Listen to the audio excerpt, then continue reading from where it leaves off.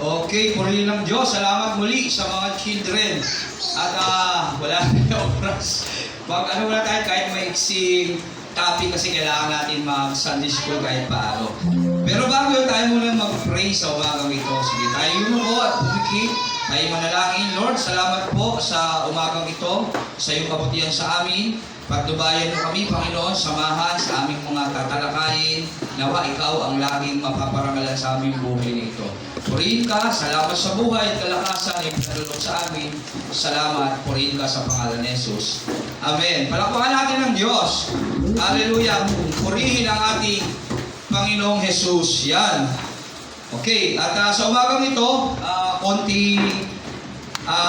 talakayin lang natin yung ministry. Ministry, okay. Sino nakakalam kung ano yung ministry? May nakakalam na ba rito kung ano yung ministry? Meron ba? Kung wala. Amen? Amen. What is ministry? Ayun, ministry, sabi rito, paglilingkod. Okay, paglilingkod. Galing sa Greek na diakonia.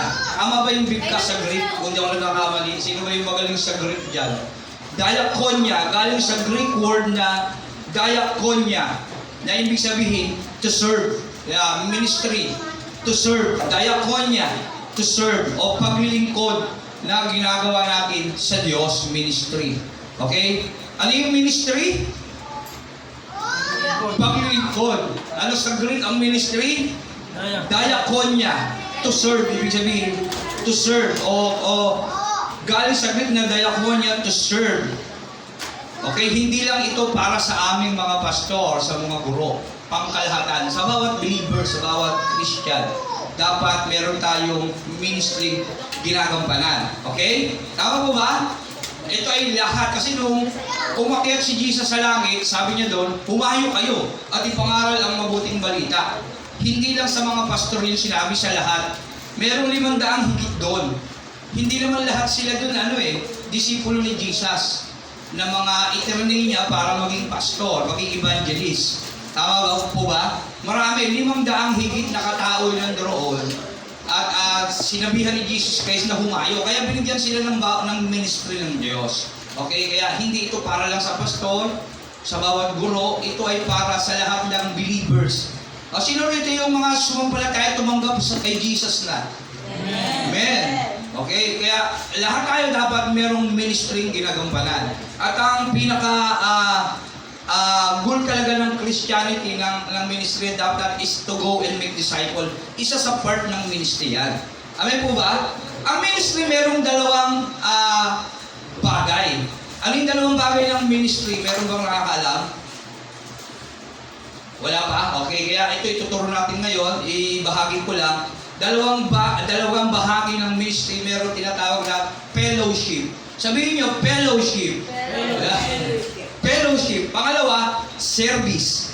Yan, service. Ano yung fellowship na tinatawag? Ito yung mga gawain. Dito sa church, meron tayong fellowship na men's ministry. Kaya may leader ng men's. Diba? Tama po ba? Sino yung leader dito ng men's?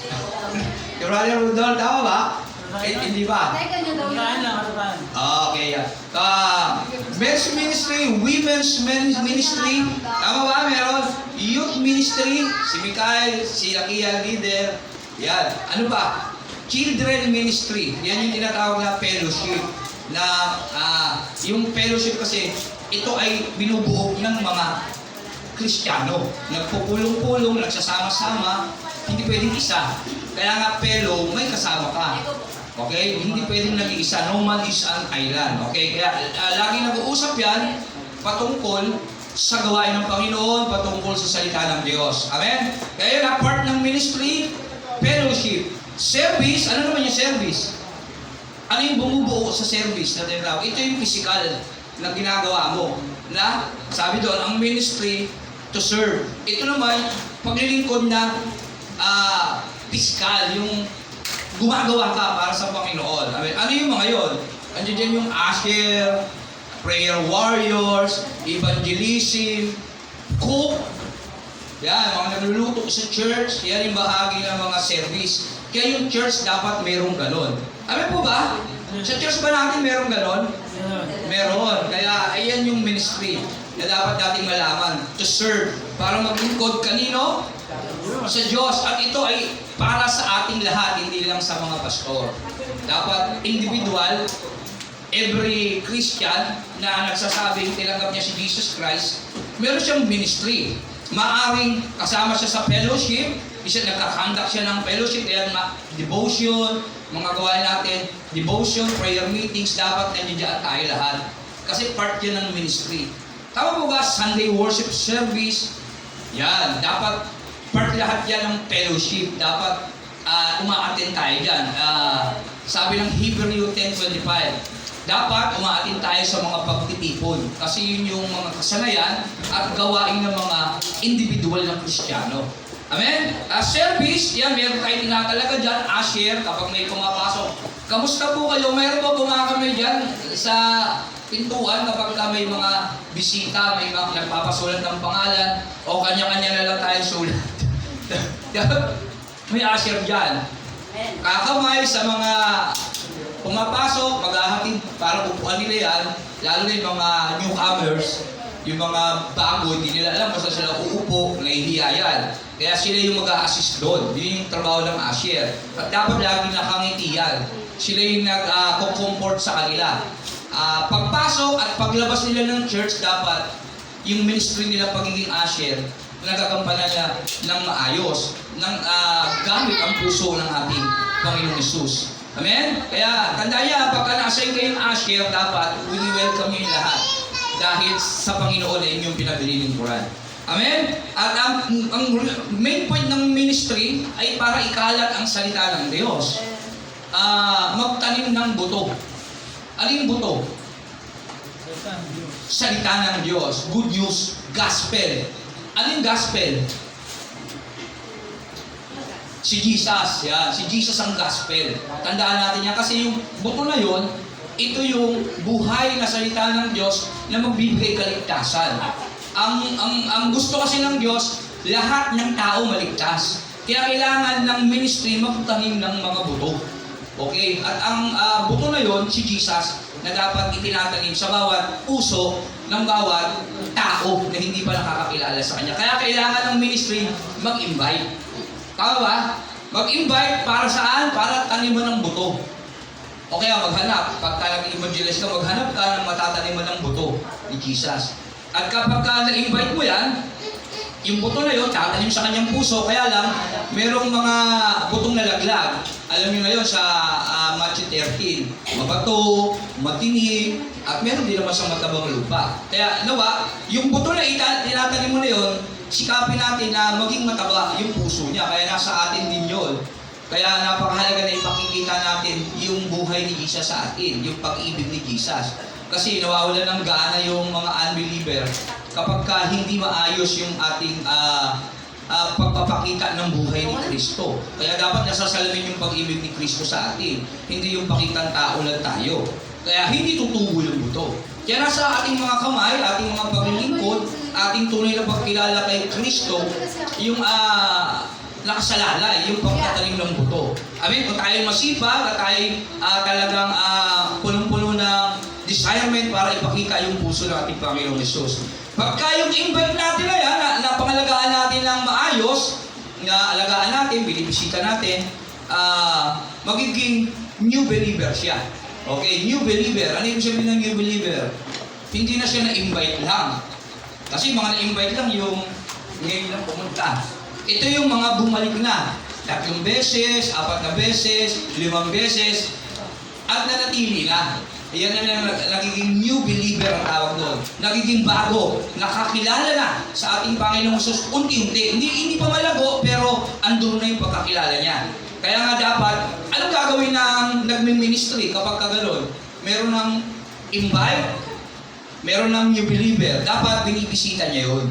Okay? Kaya yung mga believer, yung mga nagmi-ministry, tayo mga Christian, dapat may concern na tayo sa kanila. Kasi bago sila eh. Maaring mawala pa yan kasi bago pa lang. Binibisita yan, binibigyan niya ng kalinga.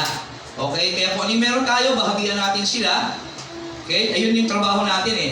Ini-invest natin sa kanila yung mga bagay na mabubuti para makilala nila yung Diyos na nasa sa ating nagmi-ministry. Kasi tayo mga nagmi-ministry, kilala na natin ng Diyos at alam na natin yung mga bagay na dapat natin ipakita sa kanila. Kaya dapat gagawin natin yun para sa kanila. At yung new believer na yun, kinalaunan, magiging member na.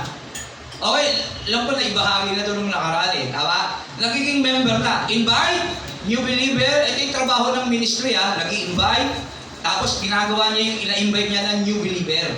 Nagiging new believer, inaalagaan niya na kasi yun. At kinalaunan, nagiging member na yan. At pag naging member yan, may dalawang klase yun. Ano yung dalawang klase ng member? Active and unactive. Yan, tandaan natin yan. Regular at unregular. Yung member nga laging nandiyan. At minsan naman, hindi. Pag gusto lang yung sisima. Ganun talaga. Sa bawat churches, hindi lang sa atin. Lahat, ganun talaga. Kaya tayo dapat, lagi tayo nagme-ministry, lagi tayong nilalapit natin sila sa Diyos. Kasi hindi naman natin hawak isip at puso nila eh. Tama ba? Maaring yung pamilya nila, hindi naman mga Christian, kaya natural, hindi talaga nila nakakasanayan yung ganito. Magsisimba pag Sunday, tapos kakanta, iiyak pag mag-pray, tapos ngingiti na naman, aawi, nawiwirduhan sila kasi. Tama ba? Ganun yung mga isip niyan. Kaya yung iba observe pa lang yun, kahit na member na sila, may ganun talaga. Pero may member na talagang umaatin na. Okay? Kapag ka naging member na yan at lagi nang umaatin, kinalaunan, tumutubo na yan eh. Yung tinatawag ng binhi na itinanim mo, umusbong. Di ba kapag yung binhi tinanim mo, kinaumagahan, lalo pag munggo may umusbong na, yun na yun.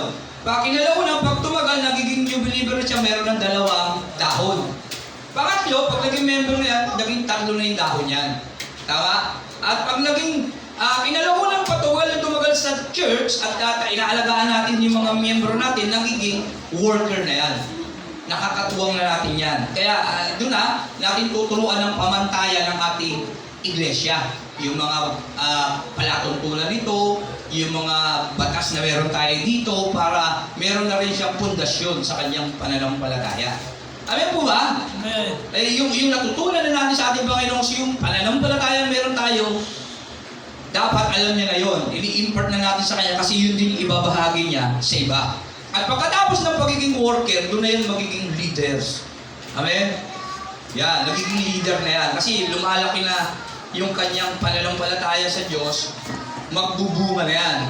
Okay, magbubunga na yan. Pagka nag-invite na yan, talagang ginagawa niya na yung pinaka-the best na bagay na dapat niyang gawin dahil yun na ang gawain talaga ng pagiging tunay na pagiging born again. Ayan, tanong, sino yung mga leaders dito? Taas kamay. Amen. Yung magtaas Ayan, kaya dapat mataba. Ayan, yung mga leaders, mataba. Hindi physical na mataba. Ibig sabihin yung puso. Mataba. Pati yung isip mataba sa pagkakakilala sa Panginoon. Kaya kasi, siya ang mangangalaga ng lahat yan. At yun yung ministry na tinatawag. Okay? At sa karugtong mamaya, pag-aaralan natin, kasi wala tayong ganong oras, alas 10 na, mamaya na lang pag-aaralan natin yung karakter ng pagiging leader o pagiging Kristiyano. Kaya tuloy natin mamaya, binahagi ko lang to. Kaya tandaan natin, ministry ay binubuo ng dalawa. Ano yun? Nakalimutan agad. Ano yung ministry? Binubuo ng fellowship at service. Yan. Kaya tandaan natin ay tayo minsan, ang ministry natin, mag-fellowship. Yung iba naman, na hindi sa fellowship, may service. Yan, may iba, tagaluto, tama ba? Yan, taga-bisita, yan, at dyan, usher, at kung iba-iba pang mga bagay na gamit yung kanilang katawan sa pagmiministry sa ating Panginoong Jesus. Tandaan natin, huwag tayong makakalimot na lagi mag-invite. At yung in-invite natin, gawin natin yung believer, inalaunan magiging member, magiging worker, at magiging leader. At sa ganung paraan, mahahanap ang lahat ng nawawalang tupa. At pagdating ng ating Panginoong Jesus, dahil na tayo sa ating mga ministry, ginagampanan, mapalad tayo. Well done, my good and faithful servant. Maririnig natin sa Amen? Palakpakan natin ang ating Panginoon. Pero kayo gusto kayo itanong? Gusto kayo itanong? Wala. Okay, sige tayo mag-pray sa umagang ito. Lord, salamat po sa maiksing oras na yung pinakaloob sa amin Patnubayan mo kami sa susunod, Panginoon, at dinggin at tanggapin ang aming mga papuri hando para sa iyo sa susunod na oras, Panginoon, na aming gagawin na sambahin ka, Panginoon. Salamat po, purihin ka, pangunaan mo kami, itago mo kami lahat sa iyong likuran, kaming tagapanguna, ikaw ang makita, maluwalhati ng bawat isa sa amin. Purihin ka sa pangalan ni Jesus. Amen. Palakpakan natin ang Diyos.